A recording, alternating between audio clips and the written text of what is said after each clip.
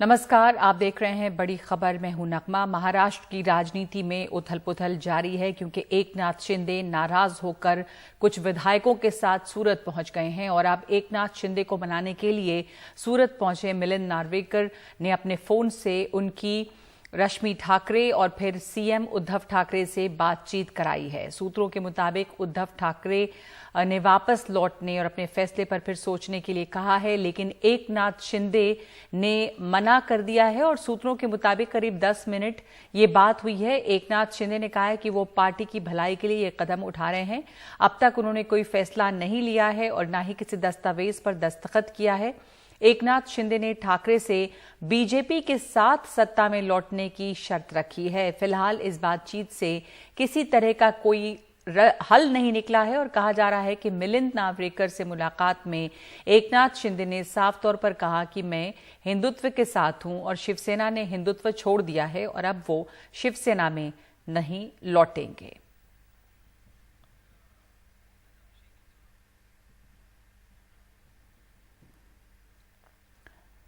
तो हमारे साथ मौजूद हैं इस वक्त हमारे सहयोगी सौरभ शुक्ला जो कि सूरत में हैं और हमें साथ जुड़ रहे हैं अभिषेक शर्मा भी।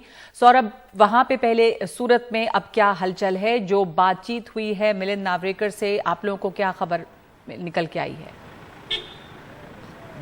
बिल्कुल, देखिए नगमा, जैसा आप बता रही थी कि वो बातचीत जो हुई नार्वेकर के साथ 2 घंटे रविंद्र फाटक और मिलिंद नार्वेकर अंदर थे एकनाथ शिंदे के साथ में ली मेरिडियन होटल में, वो विफल रही वार्ता। फोन पर बातचीत कराई उद्धव ठाकरे से और उन्होंने साफ कह दिया कि या तो आप बीजेपी के साथ आइए वरना मैं वापस नहीं आ रहा। तो वो जो बातचीत थी वो विफल रह गई। इस वक्त संजय कुटे लगातार जो बीजेपी के विधायक हैं वो अंदर मौजूद हैं और बीजेपी संजय कुटे के जरिए बात कर रही है एकनाथ शिंदे से। अब यहाँ पर एक बहुत चर्चा है कि अब आगे एकनाथ शिंदे क्या करेंगे। जब उन्होंने कह दिया शिवसेना नहीं है, साफ तौर पर बीजेपी ने जो बैक चैनल से उनसे कहा होगा कि आप पहले विधायक बताइए कितने हैं आपके पास, 35 से ज़्यादा विधायक हैं।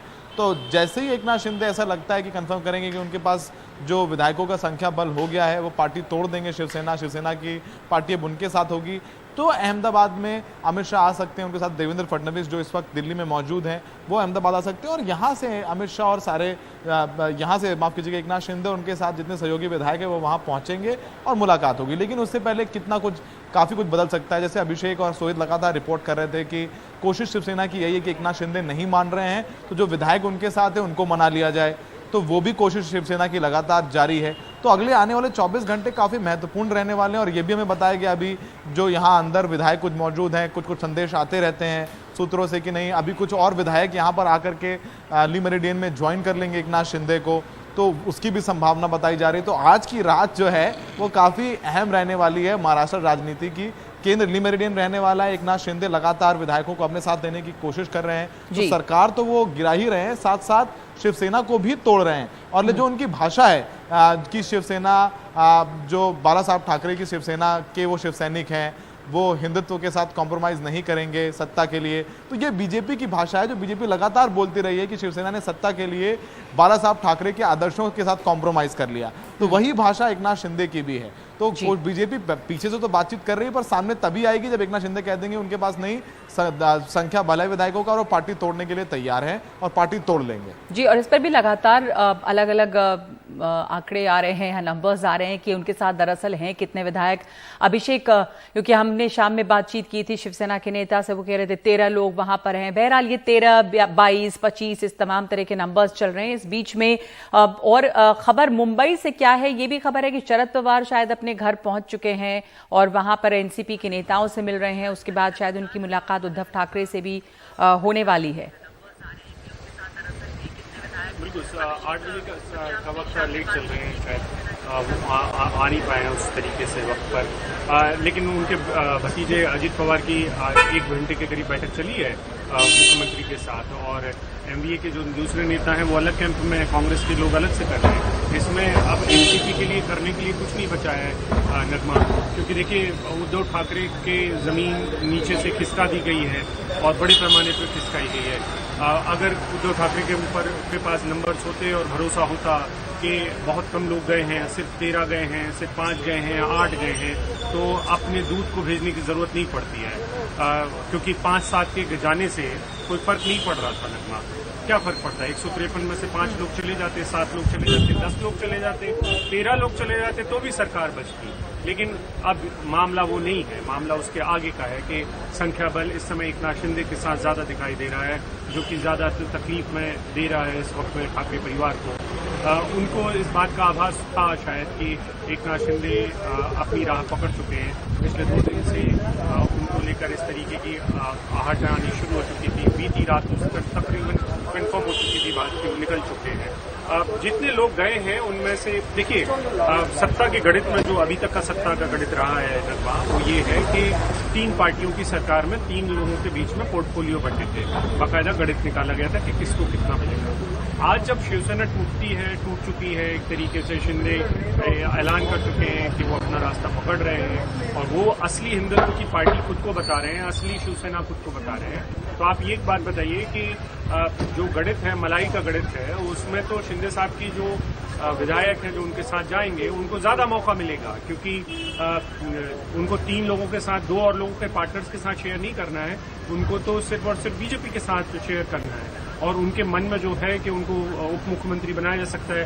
उप मुख्यमंत्री का फॉर्मूला जो पहले हो सकता था, वो अब फॉर्मूला फिर से अब वही हो जाएगा कि एक तरीके से बीजेपी की साथी यहाँ पर शिवसेना बनेगी, जो अपने आप को ओरिजिनल शिवसेना मानेगी, और बाल ठाकरे के जो परिवार की बची हुई सेना है, यानी कि उद्धव ठाकरे और आदित्य ठाकरे, उसको सेना नहीं माना जाएगा।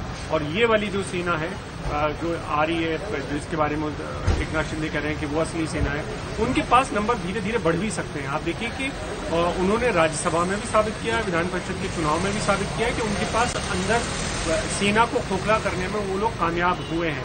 और इसमें बहुत बड़ा रोल एकनाथ शिंदे का इस वजह से है क्योंकि वही संकट मोचक थे।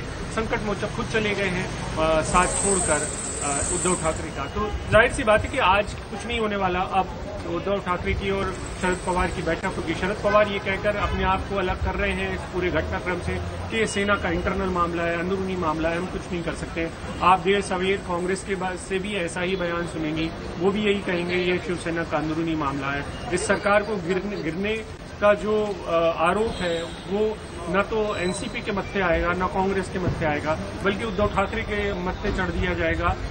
ये तमाम लोग मिलकर चढ़ाने वाले। पर अभिषेक, आपको लग रहा है कि किसी तरह से, क्या आपको लग रहा है ये अभिषेक कि किसी तरह से उद्धव ठाकरे अपने बाकी जो उनके एमएलएज हैं उनको मनाने में कामयाब हो पाएंगे अगर वो एकनाथ शिंदे को नहीं मना पाते, क्योंकि उनके बीच जो बातचीत हुई है उसका तो कोई हल निकला नहीं है। अब वो जिस तरह की शर्त रख रहे हैं उसके लिए तो उद्धव ठाकरे अभी तैयार होंगे नहीं। यहाँ पर एक कोalition है, तो क्योंकि हमने जब पृथ्वीराज चौहान से भी बात की तो उनका भी ये कहना है कि वहां पर वो पुलिस की घेराबंदी में है, नेता अपनी मर्जी से नहीं गए, कुछ कहते हैं उन्हें किडनैप किया गया है, कुछ लौट कर आए हैं। तो वाकई ये संख्या बल जो है वो है उनके साथ, या आपको लगता है कि लौट सकते हैं उद्धव ठाकरे के साथ एमएलएज?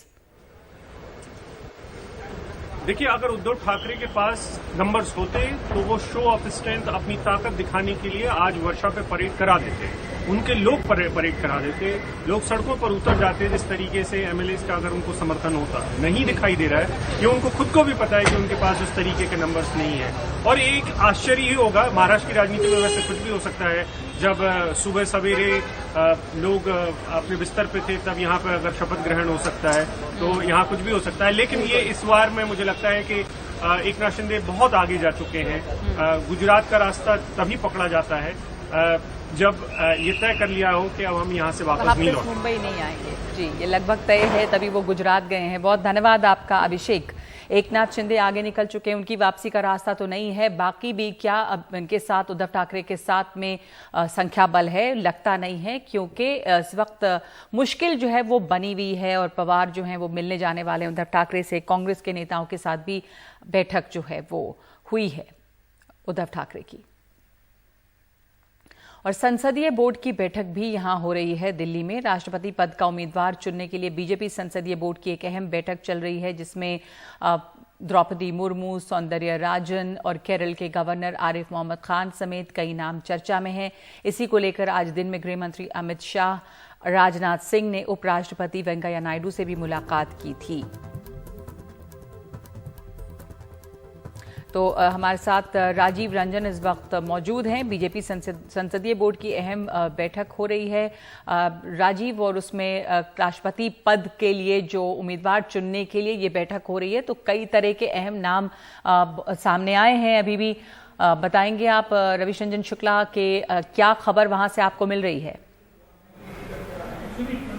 आज देखिए नगमा संसदीय बोर्ड की बैठक चल रही है और इसमें मुख्य तौर पर दो जो मुद्दे हैं वो चर्चा में आएंगे। सबसे पहला जो आपने बताया कि राष्ट्रपति के चुनाव के बारे में चर्चा होगी, मुख्य चर्चा जो है वो यही है, लेकिन ये भी कहा जा रहा है कि महाराष्ट्र की राजनीति के बारे में भी चर्चा हो सकती है संसदीय बोर्ड में। तो अभी तक के जो नाम आए हैं, सुबह से जिस तरीके से राजनीतिक चर्चाएं जो है वो सत्ता के गलियारों में हैं, उससे यही लग रहा है कि वेंकैया नायडू से जिस तरीके से आज मिलने गए हैं कि गृह मंत्री और खुद जेपी नड्डा गए हैं, तो उससे जो है वेंकैया नायडू के नाम की चर्चा सबसे आगे चलती हुई दिख रही है। लेकिन जैसा कि आपको पता है बीजेपी में सूत्रों के हवाले से जो खबरें आती हैं वैसा होता नहीं जैसा दिखता है या जैसा सूत्रों के हवाले से प्लांट किया जाता है। तो हो सकता है कि लास्ट मोमेंट में कोई दूसरा नाम आ जाए, लेकिन फिलहाल अभी तक जिन भी बीजेपी के नेताओं से हमारी बात हुई है उनका यही कहना है कि वेंकैया नायडू का नाम इस वक्त सबसे आगे चल रहा है। अब देखना होगा कि जो संसदीय बोर्ड की बैठक है वो तकरीबन 30 से 40 मिनट हो चुके हैं। खुद प्रधानमंत्री मौजूद हैं संसदीय बोर्ड की बैठक में, 30 से 40 मिनट हो चुके हैं। ये चर्चा और कितनी ज़्यादा होती है, लोग ये भी कह रहे हैं कि महाराष्ट्र की राजनीति के बारे में भी जो है वो चर्चा होगी। और जो हमारी कुछ बीजेपी के नेताओं से बात हुई है उनका ये कहना है कि महाराष्ट्र में सरकार बनाने को लेकर बीजेपी बहुत ज़्यादा जल्दबाजी में नहीं है और चर्चा होगी, उसके बाद में कोई निर्णय लिया जाएगा कि महाराष्ट्र की राजनीति पर बीजेपी का अगला कदम क्या होगा। लेकिन निश्चित तौर पर संसदीय बोर्ड की यह बैठक काफ़ी महत्वपूर्ण मानी जाती है, खासतौर पर राष्ट्रपति चुनाव के बारे में, क्योंकि आज जो है यशवंत सिन्हा का नाम आया है सामने। तो अब देखना होगा कि लोग यही कह रहे हैं कि वेंकैया नायडू को चूंकि सारे पार्टी के लोगों के बीच में वो लोकप्रिय हैं, तो इसके वजह से उनका नाम जो है वो सबसे आगे अभी तक राष्ट्रपति पद के लिए चल रहा है। जी, शुक्रिया आपका रविश रंजन। दो अहम मुद्दे हैं इस समय बातचीत के, चर्चा के। एक तो महाराष्ट्र की स्थिति और दूसरे राष्ट्रपति पद के लिए जो चुनाव होने उसके उम्मीदवार की चर्चा। तो इस वक्त एक ब्रेक ले रहे हैं हम।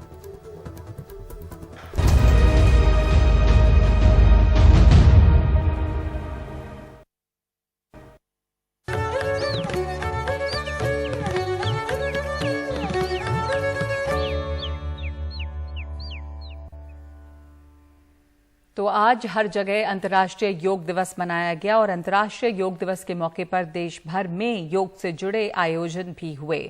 कर्नाटक के मैसूर में प्रधानमंत्री मोदी ने योग किया और उनके साथ लगभग 15,000 लोगों ने योग किया। दिल्ली में दिल्ली के मुख्यमंत्री अरविंद केजरीवाल ने त्यागराज स्टेडियम में योग किया। उधर जम्मू कश्मीर में अमरनाथ गुफा के बाहर जवानों ने आज इंटरनेशनल योग दिवस के मौके पर योग किया।